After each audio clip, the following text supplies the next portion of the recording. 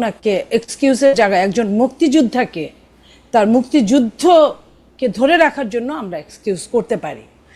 জানি না দল কি কারণে কি জন্য এটা করেছে, দল এটা ক্লিয়ার করে নাই, আমিও ক্লিয়ার না। কিছুক্ষণ আগে আমরা এটা দেখলাম।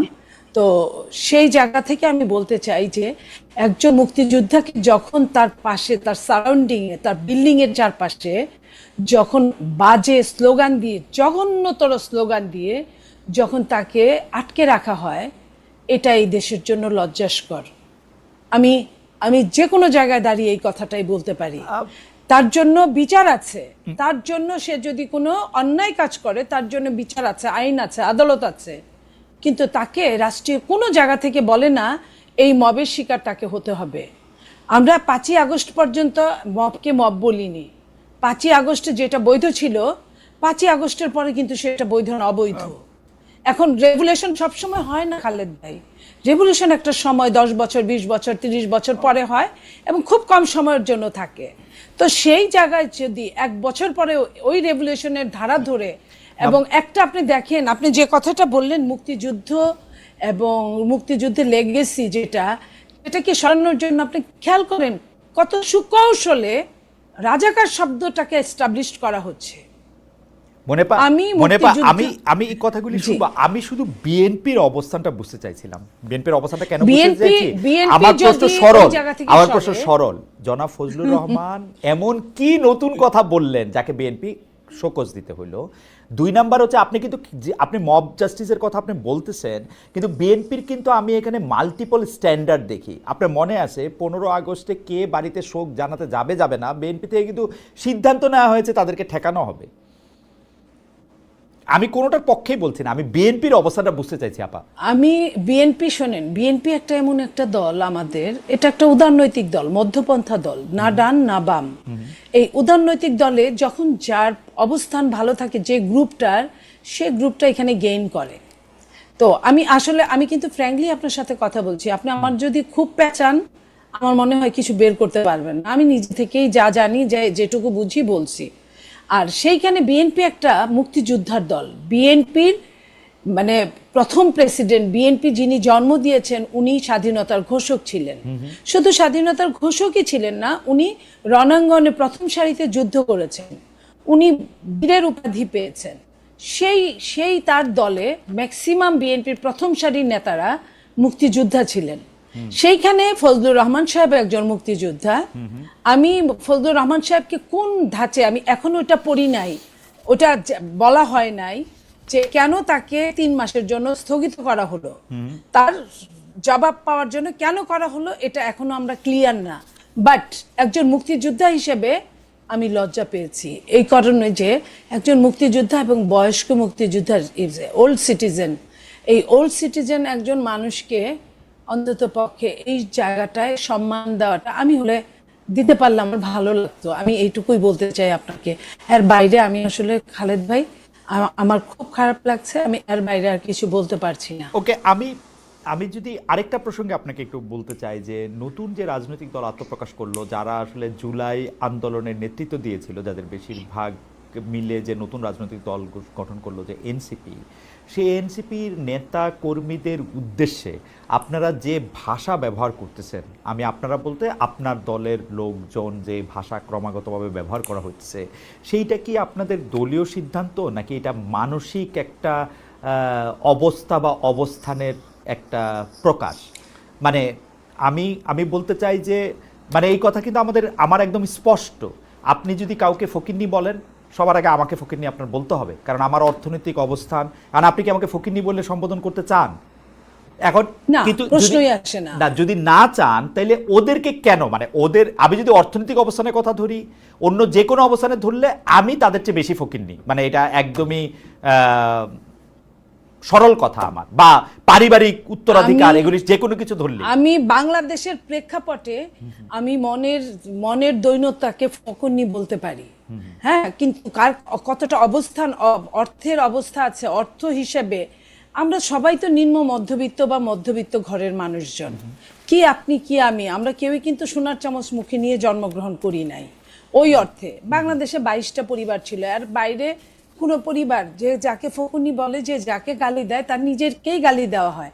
এই ছেলেদের, এই এনসিপির ছেলে মেয়েদের আমি অনেক সমালোচনা করি এবং ওরা আমাদের অনেক সমালোচনা করে, কিন্তু আমি এটা বলতে পারবো না। এই জায়গাটায় আমি সরি, এটা বলাটা, এই শব্দটা এক্সপাঞ্জ হওয়ার মতো শব্দ, এটাকে আমি খুব বেশি গুরুত্ব দিচ্ছি না এবং এটার জন্য আমি আমার পক্ষ থেকে দুঃখ প্রকাশ করছি। আপনাকে অনেক ধন্যবাদ মনিয়াপা। আমি একটু ডক্টর গালিব আপনার কাছে যেতে চাই। যে ডক্টর গালিব, আপনি জানেন যে এই ব্যাপারটা যদি আমাদেরকে একটু ব্যাখ্যা করতেন, যে পাকিস্তানের উপপ্রধানমন্ত্রী ও পররাষ্ট্রমন্ত্রী জনাব ইসাকদার বাংলাদেশ সফর করেছিলেন। তো সফর করার পরে আমরা সাধারণত দেখি যে পররাষ্ট্রমন্ত্রী লেভেলে যখন সফর করা হয় তখন কি বিষয়ে আলোচনা হবে বা কি বিষয়ে এটা ঠিক করা হবে সেটা মোটামুটিভাবে আগেই এগুলি ঠিকঠাক করা থাকে। কিন্তু এবারকার সংবাদ সম্মেলনে, মানে যৌথ সংবাদ সম্মেলন আমি যদি নাও বলি, পরপর বা সাইমালটেনিয়াস সংবাদ সম্মেলনে আমাদের পররাষ্ট্র উপদেষ্টার বলতে হলো যে অবশ্যই দ্বিমত আছে। পাকিস্তানের পররাষ্ট্রমন্ত্রী বলে গেলেন যে এইসব বিষয় আগেই রিজলভ করা হয়েছে, 3টি বিষয়ের কথা বলা হয়েছে, টাকা পয়সার হিসাব, গণহত্যার জন্য ক্ষমা চাওয়া, বিহারিদের ফিরিয়ে নেওয়া, বললেন যে এগুলি আগেই রিজলভ হয়েছে। উনি বললেন যে না, এগুলি হয় নাই। আমার মনে হয় যে 71 সালের বা মুক্তিযুদ্ধের পাশাপাশি আপনি অনেক ফেসবুকে স্ট্যাটাস দিচ্ছেন, আলোচনা করতেছেন, এই বিষয়টার ক্ষেত্রেও আমরা আসলে রাজনৈতিক দলগুলোর, বিশেষ করে জামায়াতে ইসলামীর অবস্থানটাও আমরা, জামায়াতে ইসলামী পরিষ্কার করবে কিনা যে এই প্রসঙ্গে জামায়াতে ইসলামী আসলে কি মনে করে, যে পাকিস্তানের সাথে এই ইস্যুগুলি কি মীমাংসিত হয়েছে, মীমাংসিত করার কি আদৌ দরকার আছে, নাকি মীমাংসিত হয় না, মানে আমাদের পররাষ্ট্র উপদেষ্টার পজিশনটা ঠিক? ডক্টর থ্যাংক ইউ আমাকে ইনভাইট করার জন্য। মনিয়াপা আছেন, তো আমার বোধ হয় যে এই প্রশ্নটাকে আমি একটু আমার পার্সোনাল লেন্স থেকে বলি। আমি তো ধরেন যে মানে জামাতের অফিসিয়াল লেন্স থেকে বলতে পারবো না, আমি তাদের মুখপাত্র না। আমার পার্সোনাল জায়গা থেকে আমি যেভাবে অবজার্ভ করি সেভাবে বলি।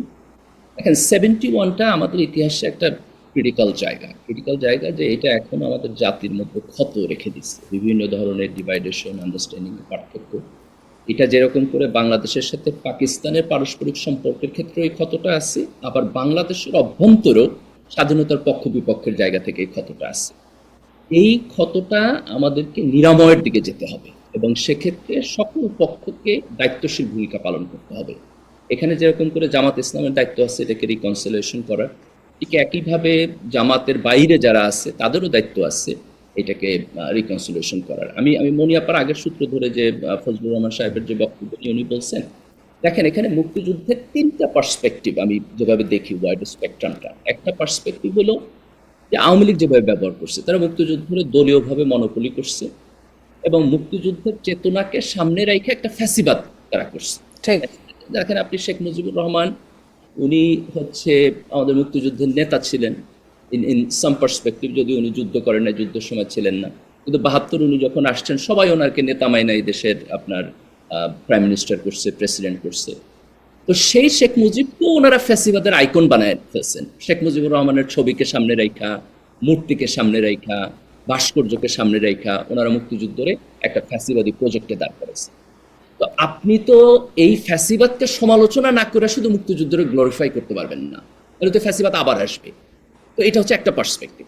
আমি বলতে পারি ডক্টর গালিব, এটা পরিষ্কার করার জন্য আর কি, এটা মানে আপনি তো শিক্ষক মানুষ, এটা পরিষ্কার করার জন্য প্রথম কথা হচ্ছে, আমার কিন্তু ধারণা ছিল 71 বাংলাদেশের একটা ক্রিটিক্যাল বিষয়, এই কথাটা নিয়ে আমার আপত্তি আছে। আপনি দ্বিতীয় কথা বলছেন যে এটা বাংলাদেশের জাতিকে ডিভাইড করছে, আমার কিন্তু ধারণা ছিল 71 বাংলাদেশকে একতাবদ্ধ করছে, আমরা সবাই একটা বাংলাদেশে একটা স্বাধীন দেশ পাইছি। 2 নাম্বার হচ্ছে যে আমি কিন্তু আপনার সাথে 100% একমত, বিগত সরকার এই মুক্তিযুদ্ধকে নিয়ে ব্যবসা করছে, তারা একটা ফেসিবাদী কাঠামোতে কিছু মৌলিক আমি কি বলবো, একটা দেবত্ব সৃষ্টি করতে চাইছে, যেটার বিপক্ষে আমরা ছিলাম। কিন্তু আমাদের খুব আশা ছিল এটা আমরা আওয়ামী লীগ থেকে মুক্ত করে আমরা সবাই মিলে মুক্তিযুদ্ধটাকে সেলিব্রেট করব।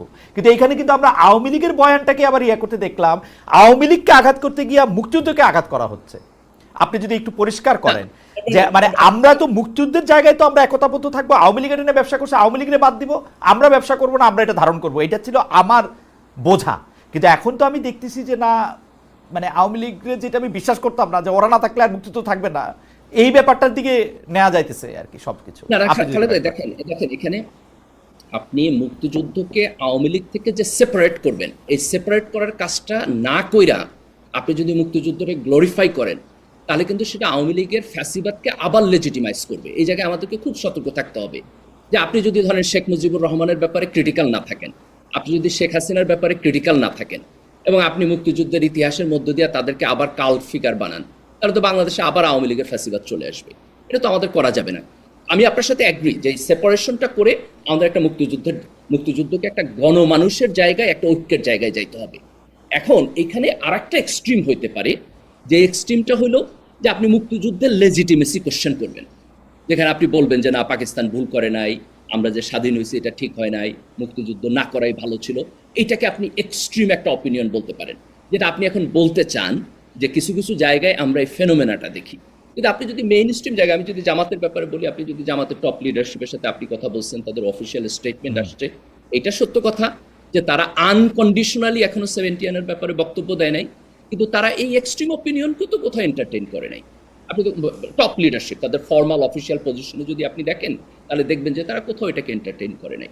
তো আমার বোধ হয় এই জন্য আমাদের যেটা কনক্লুসিভ জায়গায় যাইতে হবে, সেটা হলো আপনি মুক্তিযুদ্ধকে আওয়ামী লীগের ফ্যাসিবাদ থেকে ডিকাপল করবেন, এবং ডিকাপল করার পরে এটাকে গণমানুষের জায়গা থেকে ক্লেম করবেন, এবং সেই জায়গায় একটা বিশাল ঐক্য তৈরি করবেন।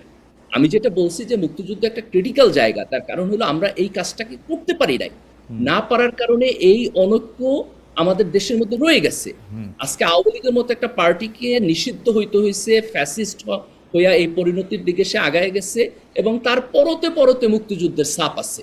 তো এটা তো আপনি এত সহজে এটাকে মানে না, কিন্তু ডক্টর গালিব, আমি দুইটা জায়গা আপনি বললেন যে এক্সট্রিম কিছু লোকের ব্যক্তিগত মতামত এটা হইতে পারে, কিন্তু আমরা কিন্তু দেখতেছি এইবার ডাকসুতে যারা আমরা ইসলামী ছাত্র শিবির বলতে যারা চিনি, তারা যে প্যানেল দিছে, সেই প্যানেলের একজন গর্ব ভরে আমাদের একজন বীর শ্রেষ্ঠকে হাইজাকার বলে পাকিস্তানের যাকে পাকিস্তান মনে করে যে তাদের বীরশ্রেষ্ঠ, তাকে গ্লোরিফাই করতেছে। আমরা কিন্তু সুযোগ পাইলে এটা দেখতেছি, যোগাযোগের ছাত্র হিসেবে কিন্তু আমরা এটা দেখি।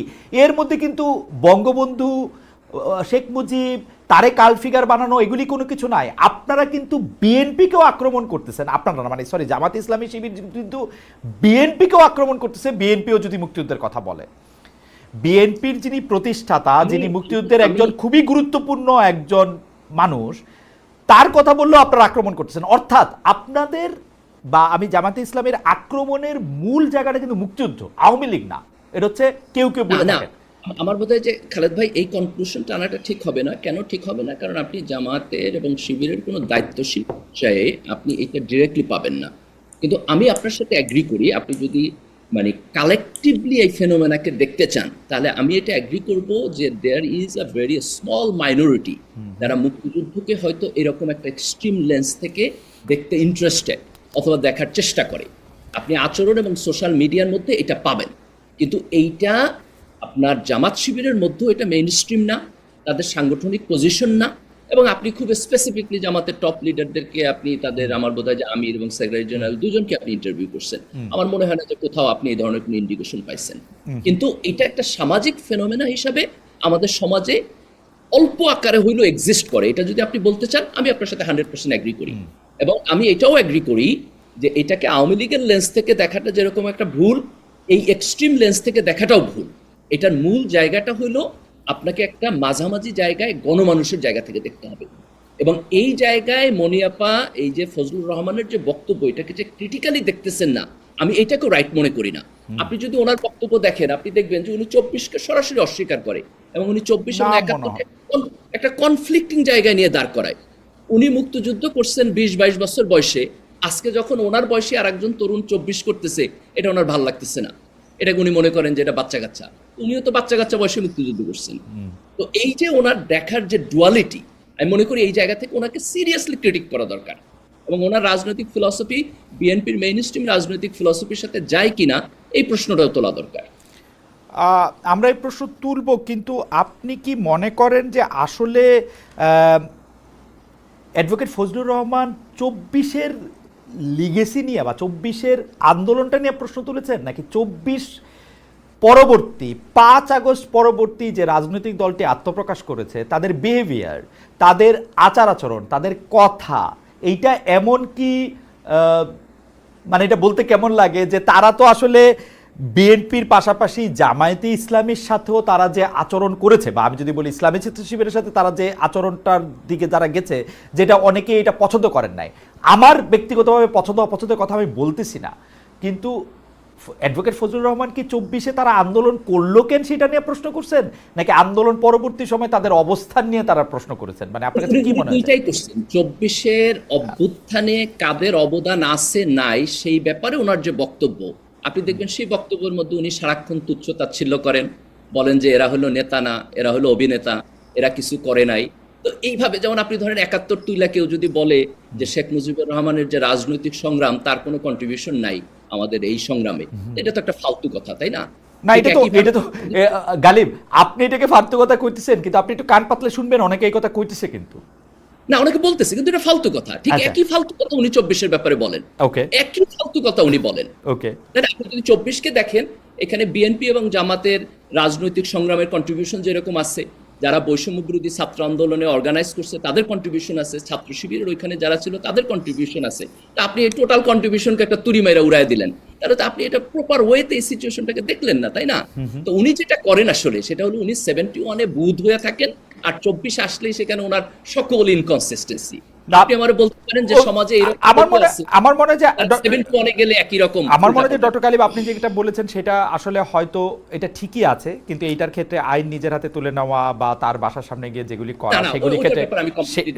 সেগুলি ক্ষেত্রে সব মানে পলিটিক্যাল পার্টিগুলিও সেগুলি এটা মানে একমত হচ্ছে কিনা সেটা। এখানে একটা জিনিস দেখেন, ওনার কথা বলার মত প্রকাশের স্বাধীনতা আছে, উনি যা খুশি বলতে পারে। উনি মানে আপনি যদি আরেকজনের স্ল্যান্ডার না করেন তাহলে আপনি ননসেন্স কথা বলতে পারেন, কোনো সমস্যা নাই। সমস্যা হইলো এই জায়গায় যে উনি বিএনপির একটা পজিশনে আছেন, তাহলে উনি ননসেন্স কথা বললে আমরা ওনারে কোশ্চেন করবো না, আমরা বিএনপির করবো যে উনি পজিশনে কেন থাকেন। উনি যদি অ্যাজ অ্যান ইন্ডিভিজুয়াল আপনি রাস্তায় দাঁড়ায় আরেকজনের স্ল্যান্ডার না করেন, ভায়োলেন্স উস্কায় না দেন, আর উল্টাপাল্টা কথা বলেন, তাতে তো কিছু যায় আসে না। আপনি একটা রাজনৈতিক দলের দায়িত্বশীল পজিশনে থাইকা উল্টাপাল্টা বলা উচিত। ওকে, পলিটিক্যালি কারেক্ট তাকে থাকতে হবে। আমি একটু মনিয়াপার কাছে আসি। মনিয়াপা, জিনিসটা হইল মানে বিএনপি এখন জামায়াতে ইসলামীর যে বিষয়গুলি সমালোচনা করে, যে বিষয়গুলি সামনে আনে, সেই বিষয়গুলি বা সেই রাজনীতিতে জামায়াতে ইসলামে আসার জন্য সবচেয়ে বেশি যদি কাউকে দায়ী করতে হয়, সেই দায়টা আসলে বিএনপির।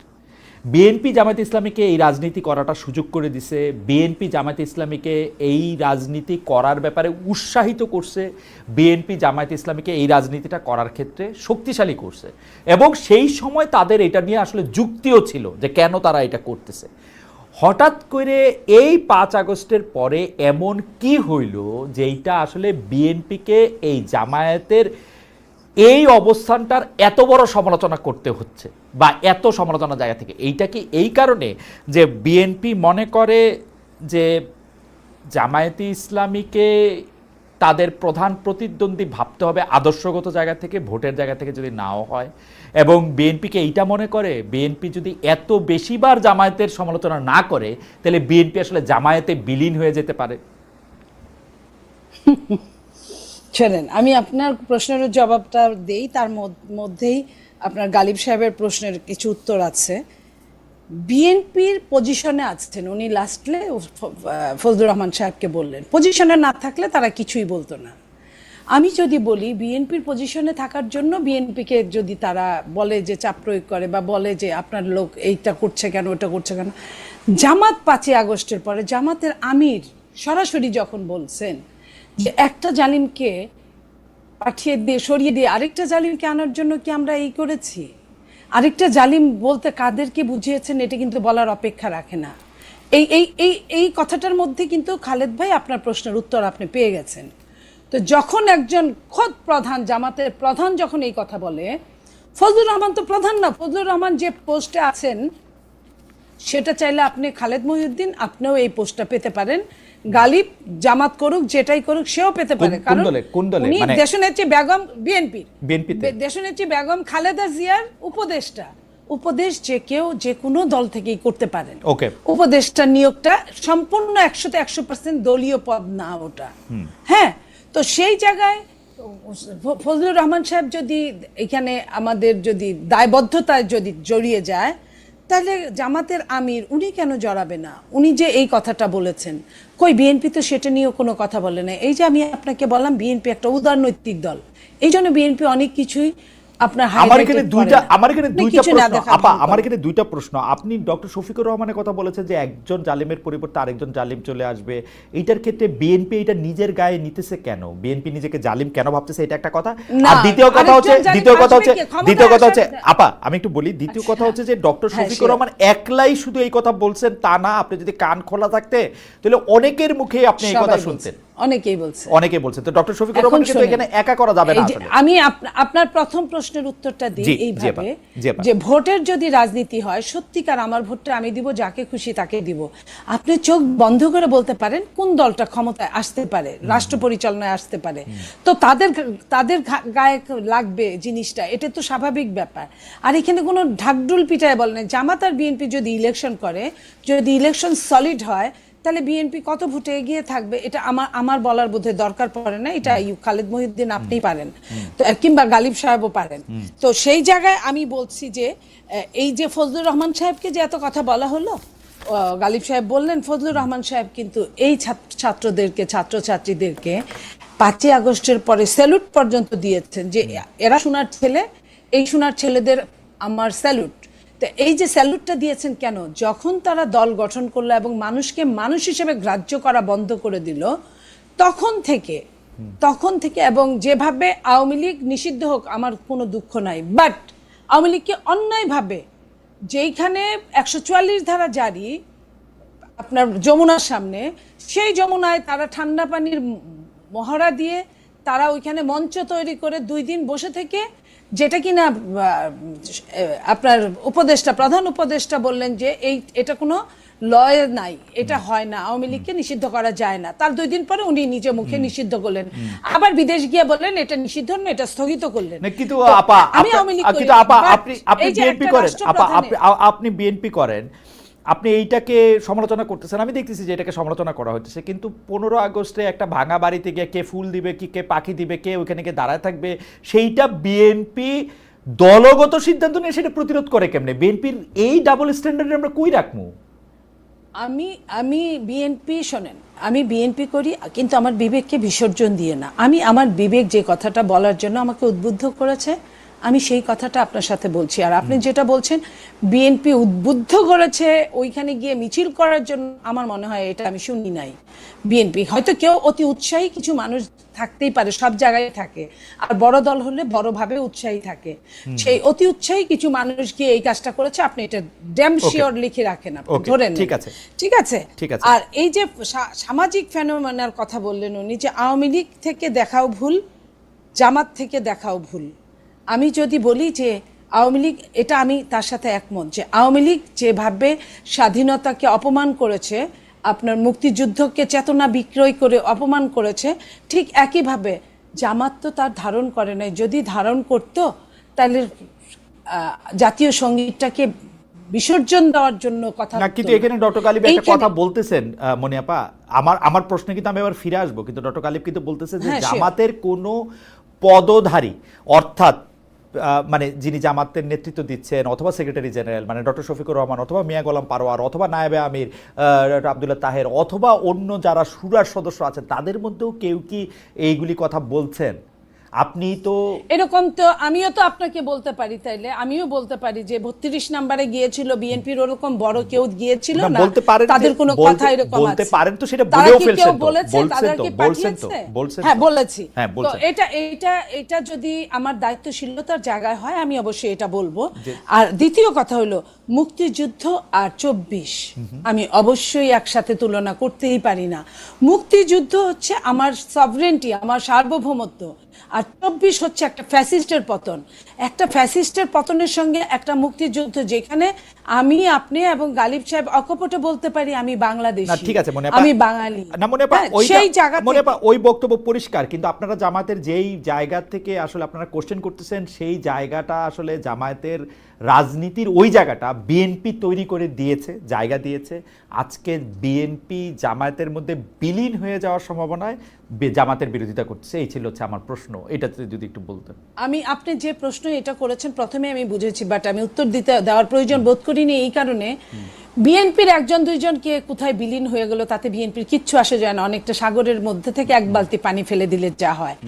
বিএনপি যে দলটা, বিএনপি আমি মনে করি আল্লাহ নিজে বিএনপিকে বাঁচান, এই কারণে আপনি দেখেন আওয়ামী লীগ কি কম টর্চার করেছিল বিএনপিকে, আপনার গুম খুম থেকে শুরু করে জেলখানায় শীর্ষ সন্ত্রাসীদেরকে ভিআইপি আদরে বের করে দিয়ে আপনার আমাদের ছেলে মেয়েদের রাজবন্দীদেরকে আপনার ডান্ডা বেরি পরিয়ে রেখেছিল, একজন না শত শত হাজার হাজার মানুষগুলোকে। তো সেইখানে সেই আওয়ামী লীগ বিএনপিকে বিলীন করতে পারে নাই। আর যেখানে আপনি মনে করেন আমি বলি, আমি শেষ করি, রাজনীতির সূতিকাগার যাকে বলা হয় ঢাকা বিশ্ববিদ্যালয়, সেইখানে আপনি দেখেন যে কিছু আপনার ফাঁসিতে ঝুলেছিল যারা, তাদের ছবি টাঙানোর পরে কি প্রতিক্রিয়াটা হয়েছিল, তারা কিন্তু টেটফুলি তারা বিশ্ববিদ্যালয়ের প্রত্যেকটা হলে, Eden college, Badrunnesa college, Dhaka college থেকে শুরু করে প্রত্যেকটা জায়গায় তারা কিন্তু জামাতকে নিরপেক্ষ বানিয়ে কিন্তু ঢুকিয়ে দিয়েছে এবং ওইখানে রাজনীতি নিষিদ্ধ করার এক ধরনের পায়তারা করেছে। কিন্তু যখন তারা এত কিছু, তাদের পক্ষের লোক ভিতরে কিন্তু তারাই যারা দখল করে আছে হলটা, তারপরেও যখন ওই ছবিগুলো উঠেছিল, সেই ছবিগুলোর পরে প্রতিক্রিয়াটা কি হয়েছে, এখান থেকেই প্রমাণ হয় যে বাংলাদেশের মানুষ সচেতন, বাংলাদেশ জাতীয়তাবাদী দল সচেতন। আমার মনে হয় দিতে পারবেন না, কেউই পারবে না আমি মনে করি। আরেকটা লাইন আমি বলি, একটু লাইনটা শেষ করি, যেটা আপনি তখন মানে ফকুন্নির কথা বলছিলেন, আমি সেটার সঙ্গে এইটুকু বলি যে হ্যাঁ ওই শব্দটা ভুল ছিল, শব্দটা উচিত না। সেটার পাশাপাশি এটাও বলি, এটা তো আরো বেশি উচিত না যে আপনি শেখ হাসিনাকে দিল্লি পাঠিয়েছেন বলে আরেকজনকে, আপনি বাংলাদেশি মানুষকে দিল্লিতে কারণে অকারণে পাঠাবেন, আপনি স্ট্যাটাস দিবেন, পোস্ট দিবেন, এটা দিলে মানুষের কিন্তু মাথা ঠিক থাকে না। একজন যে বাংলাদেশি আপনার নাগরিক, বাংলাদেশকে ভালোবাসে, একজন আপনার কি বলবো যে প্যাট্রিয়ট যাকে বলে, তাদের কাছে এই জিনিসটা অন্য দেশে তাকে পাঠিয়ে দেওয়া জবরদস্তি করে, এটা চাইলেই যে কেউ করতে পারে না, যে কেউ বলতে পারে না, ওইটা বলা কিন্তু আরো বেশি খারাপ আমি মনে করি। ওকে মনিয়াপা, আপনাকে ধন্যবাদ। আমি একটু ডক্টর মির্জা গালিবের কাছে যাই এবার। আমি একটু লম্বা মানে একটা পার্সপেক্টিভ নিয়ে একটু ডক্টর গালিবের কাছে আসতে চাই। তার আগে দর্শকদের কাছে আমি প্রশ্ন করেছিলাম যে মুখে মুখে সংস্কার থাকলেও বাস্তবে দখল ও চাঁদাবাজি সংস্কৃতি অব্যাহত, নতুন রাজনৈতিক বন্দোবস্ত অনিশ্চিত জানিয়েছে টিআইবি। দর্শকদের কাছে জানতে চেয়েছিলাম যে প্রিয় দর্শক তাদের আশঙ্কা সঠিক বলে মনে করেন কিনা। মানে ৯৫% দর্শক এখানে হ্যাঁ ভোট দিয়েছেন। ৪৬,০০০ দর্শকের মধ্যে ৯৫% দর্শক হ্যাঁ ভোট দিয়েছেন যে নতুন রাজনৈতিক বন্দোবস্ত যে অনিশ্চিত, সেইটা টিআইবির এই বক্তব্যের সাথে একমত কিনা। শতকরা ৯৫% দর্শক এটাতে একমত পোষণ করেছেন, শতকরা ৫% দর্শক এটাতে একমত পোষণ করেন নাই। আমি ডক্টর গালিব আপনার কাছে জানতে চাইব যে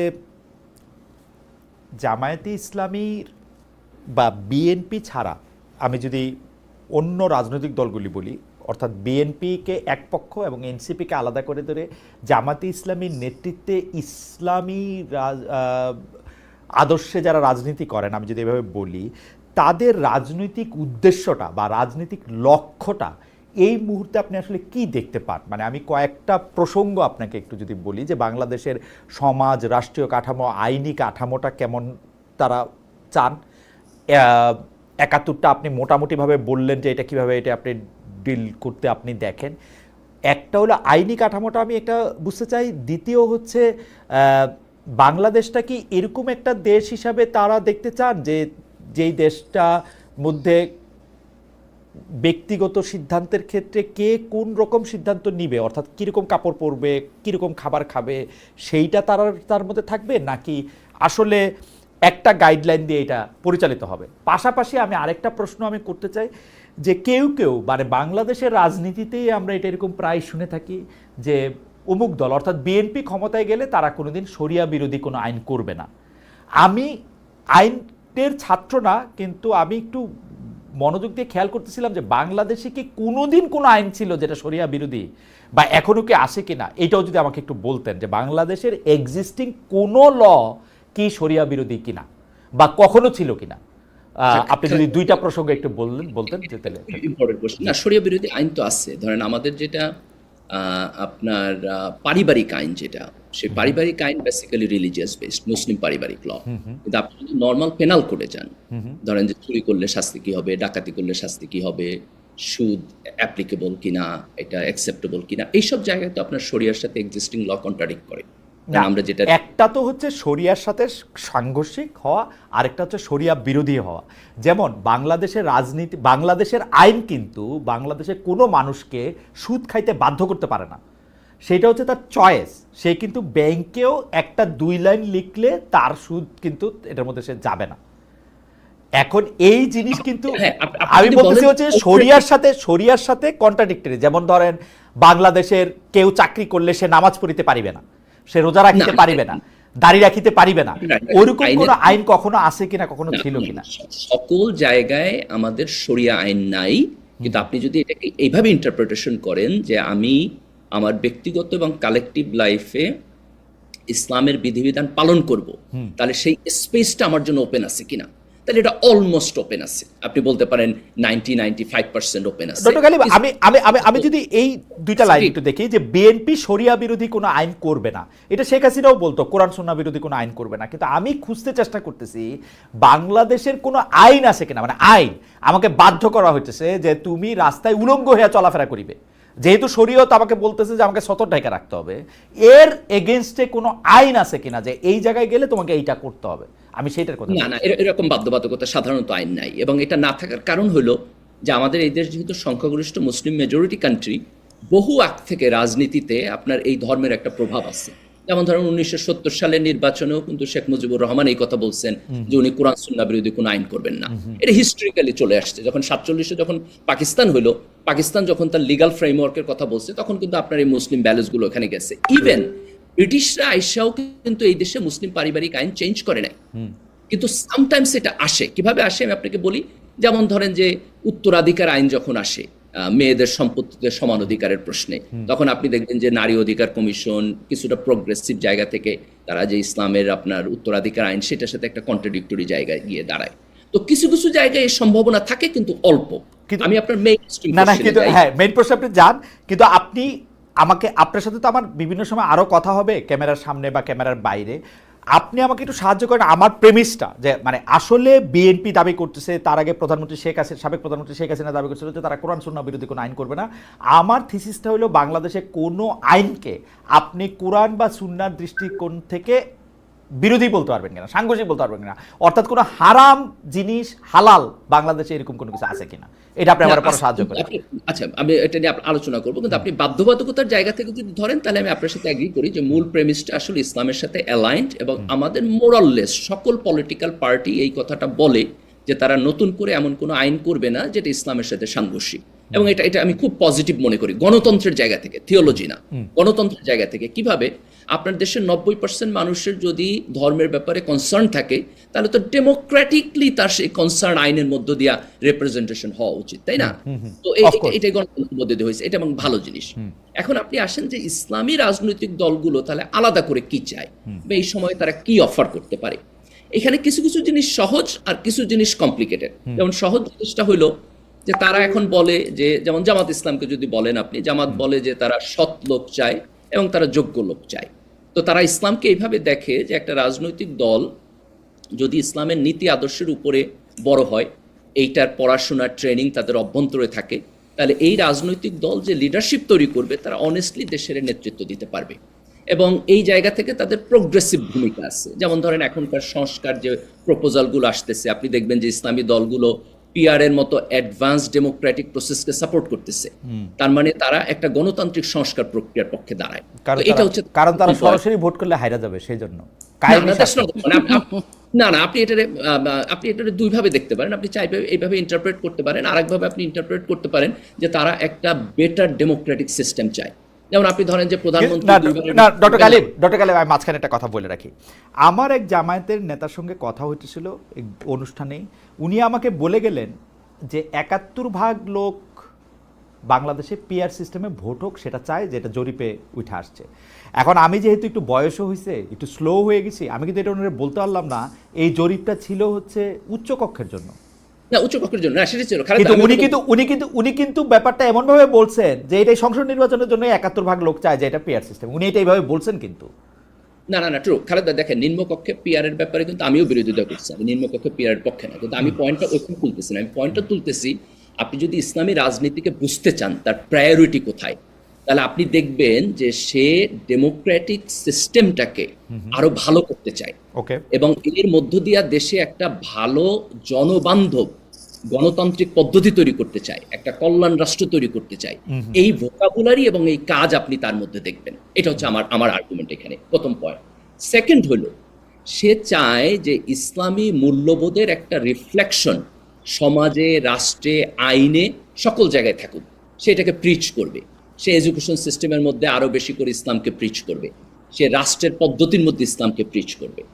এবং থার্ড, যেটা মোর কমপ্লিকেটেড সিস্টেম, সেটা হলো যে মডার্ন সিস্টেমের মধ্যে আমরা যেখানে একটা ন্যাশনাল স্টেট করছি, তার সাথে যদি ইসলামের নানান প্রপোজিশন এবং পজিশনের কনফ্লিক্ট তৈরি হয়, তাইলে পরে আপনি একটা নন ইসলামিক সিস্টেম থেকে কিভাবে ইসলামিক সিস্টেমে আপনি ট্রানজিশন করবেন, এইটা নিয়ে তারা কাজ করতে চায়। কিন্তু এই ট্রানজিশনটা তারা কিভাবে করবে, আমি মনে করি এটা তাদের পলিটিক্যাল ফিলোসফি এখন না। ডক্টর কালিম, আমি একটু শুধু মানে একটু ভেঙে ভেঙে বুঝতে চেষ্টা করি, কারণ অনেকের কাছে আমি এটা জানতে চাই, কিন্তু আসলে তো মানে ইসলামী মূল্যবোধ বলে আপনি যেটা বললেন যে ইসলামী মূল্যবোধ কায়েম করতে চায়, কিন্তু ইসলামী মূল্যবোধ বলতে তো কোনো A+B² সূত্র নাই। ইসলামী মূল্যবোধের 100 রকমের রিপ্রেজেন্টেশন আছে। এখন আপনি কোন ইসলামী মূল্যবোধ নিবেন, সেটা কি ইরান, সেটা কি ওমান, সেটা কি সৌদি আরব, সেটা কি মালয়েশিয়া, সেটা কি নিজেদের মানে হোম গ্রোন কোনো কিছু, এইটা তো আমাদের একটা ধারণা দেওয়া দরকার যে আমরা এইরকম একটা জিনিস নিব। এটা কি টার্কিও আবার 5টা ফেজে 8 রকমের। এটা কি ইজিপ্ট আবার নানা, মানে আপনি এইগুলো আমার চেয়ে আরো অনেক ভালো জানেন। তো খালেদা, এটা খুব ইম্পর্টেন্ট কোশ্চেন, আমি একটু অ্যাড্রেস করি। দেখেন এখানে আমরা যখন ধরেন যদি বলি ইসলামী রাষ্ট্র অথবা শরিয়া রাষ্ট্র অথবা ইসলামী মূল্যবোধ, ইসলামী সিস্টেম, যেই অর্থে কোট আনকোট আমরা ইউজ করি, এইটা অধিকাংশ ক্ষেত্রেই কোনো একক কনসেপ্ট না। এখানে নানান ধরনের আলাপ আলোচনা হইতে পারে, নানান মতামত হইতে পারে। তো আমাদের যেটা করতে হবে যে আমাদের প্রত্যেকটা স্পেসিফিক পলিটিক্যাল পার্টিকে ডাইকা আইনা জিজ্ঞেস করতে হবে ইস্যু ভিত্তিক, এই ইস্যুতে আপনি ইসলাম কেমনে বুঝেন, আপনার ইসলামী মূল্যবোধ কি, আপনার পজিশন কি, এই ইস্যুতে আপনি কি বুঝেন। এইভাবে ইস্যু ধরে ধরে কেস বাই কেস তাদের সাথে আমাদের গণপরিসরে আলাপ আলোচনা করতে হবে। তাইলে পরে আপনি যে প্রশ্ন চাইতেছেন এই প্রশ্নের উত্তর পাবেন। এবং মোটামুটিভাবে 180 বছর লাগবে ডক্টর গালিব। আমি বলি কেন আমি 180 বছরের কথা বলছি। আধুনিক গণতান্ত্রিক সিস্টেমের মধ্যে তো আমরা এই আলোচনা করি।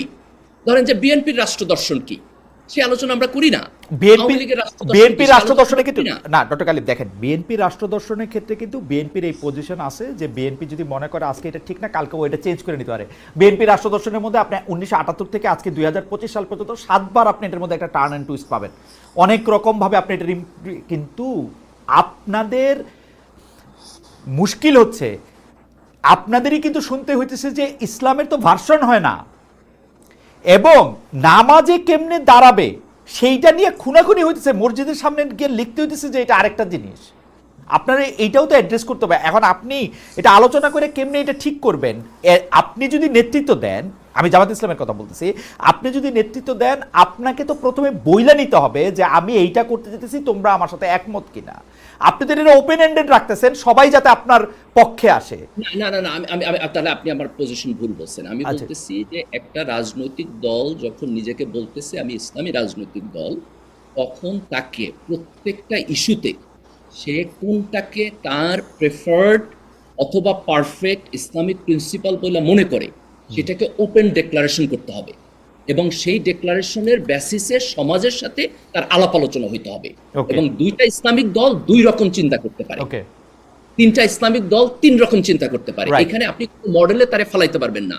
এটা ইসলামিক দলের দায়িত্ব হইলো যে সে ইসলাম বলতে কি বুঝে, কিভাবে ইমপ্লিমেন্টেশন করবে, প্রত্যেক পলিসিতে তার স্ট্যান্ড কি, এটা সে ক্লিয়ার করবে। এবং ক্লিয়ার করার পরে তাদের সাথে আমাদের গণপরিসরে আলাপ আলোচনা। আচ্ছা ঠিক আছে, তাহলে আপনি আপনার কাছে আমি একদম তাহলে এখন কুইক ফায়ার স্পেসিফিক কিছু প্রশ্ন করি, কারণ মনিয়াপার অনেক ক্লান্ত, এটা বুঝে দিয়েছে, আমাদের দর্শকরা বলতেছেন যে মনিয়াপার ঘুম পাইছে কিনা। আমি একদম স্পেসিফিক প্রশ্ন করতে চাই, কারণ আপনার সাথে এই আলোচনাগুলি গুরুত্বপূর্ণ। মনিয়াপাও নিশ্চয়ই আমাদের সাথে এই আলোচনাগুলি অংশগ্রহণ করবেন। আপনি আমাকে বলেন তো যে জামায়াতে ইসলামী খেলাফত চায় না গণতন্ত্র চায়? জামায়াতে ইসলামী খেলাফতের নীতির ভিত্তিতে একটা আধুনিক গণতান্ত্রিক রাষ্ট্র চায় বলে আমি মনে করি। এটা তো ডক্টর কালিম, এটা তো পুরোপুরি হাসজারু হইল, হাস এবং সজারুর মিশ্রণ হইল। না না না খালেদ ভাই, এটা ইসলামকে সিরিয়াসলি না পড়ার কারণে এই প্রশ্নগুলো আপনারা করেন। এগুলো ইসলামিক থিওলজি এবং ফিলোসফির মধ্যে অনেক কমপ্লিকেটেড আলোচনা আছে। তার মানে ইসলামে গণতন্ত্র আছে, খেলাফত আছে। মানে ডক্টর কালিম, আমি আপনাকে একটা খুব ক্লিয়ার প্রশ্ন বলি। আপনি শাসক নির্বাচনে আবু বকরের সিস্টেম চান না ওমরের সিস্টেম চান? কোনটা ইসলাম? আপনি আমাকে বলেন কোনটা ইসলাম। একভাবে শাসক আপনি নির্বাচন আমাকে বলেন কোনটা ইসলাম। আপনি উমাইয়াদের শাসন ব্যবস্থা চান, আব্বাসীদের শাসন ব্যবস্থা চান? আপনি আমারে বলেন কোনটা ইসলাম। আমার দুইটাই ইসলাম। দেখেন আবু বকর আপনি এখন জামাতি ইসলামী কি আমাকে পরিষ্কার করছে যে ও কোনটা চায়? উমাইয়াদের চায় না আব্বাসীদের চায় না অটোমানদের চায়? ও আমারে পরিষ্কার করছে? না, জামাত ইসলাম এটা করে নাই। আমি এটাই বলতেছি যে ইসলামিক রাজনৈতিক দলের দায়িত্ব হলো এটাকে ক্লিয়ার করা। কিন্তু আপনি যখন এই কথা বলেন যে আমি যখন বললাম যে খেলাফতের প্রিন্সিপালের আলোকে সে আধুনিক রাষ্ট্র চায়, আপনি এই দুইটা জিনিসকে কনফ্লিক্টিং মনে করতেছেন এবং মনে করতেছেন আমি যখন দুইটা মিক্স করতেছি আমি একটা গোজামিল দিতেছি। এইটা রাইট না। আমি বলতেছি এইটা রাইট না। কিন্তু আপনি যদি এই প্রশ্ন করেন যে জামাত কি এইটা আউটস্পোকেন ওয়ার্ডিং এ খুব পারফেক্টলি বলছে জনগণকে, আমি বলবো না, ইসলামিক দলগুলোর এখানে বলে না কেন? আমার মনে হয় যে আমরা একটু গালিবের কাছে আসি আবার। ডক্টর গালিব, আপনি আমার এটা বলে না কেন সেটা বলবেন। আরও কিছু জিনিস আমার স্পেসিফিক আপনার কাছে জানার আছে, কারণ আপনার সাথে কথা বলা মানে হচ্ছে অনেক কিছু জানা।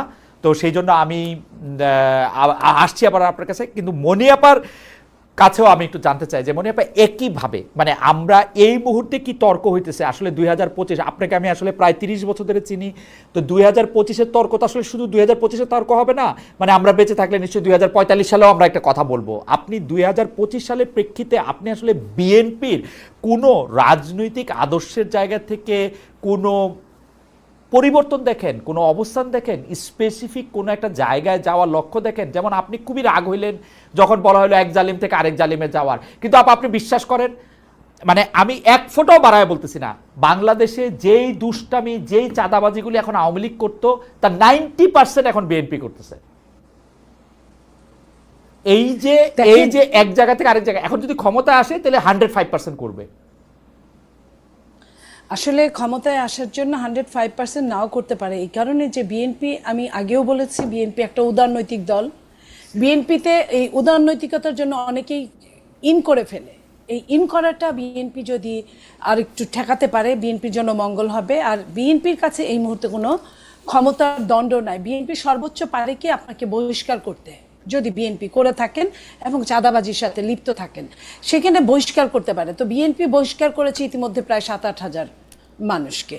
সেইখানে বহিষ্কার করার পরেও বিএনপি রিকোয়েস্ট করেছে নির্বাহী প্রধান থেকে শুরু করে প্রত্যেককেই, সরকারকে রিকোয়েস্ট করেছে, পুলিশকে রিকোয়েস্ট করেছে, আপনার যে আইনের দণ্ডটা আমরা কিছুই বলবো না, আপনারা আপনাদের মতো আইনের দণ্ডটা হাতে তুলে নেন। শাস্তি, যে অন্যায় করবে সে শাস্তির মাঝখানে যাবে।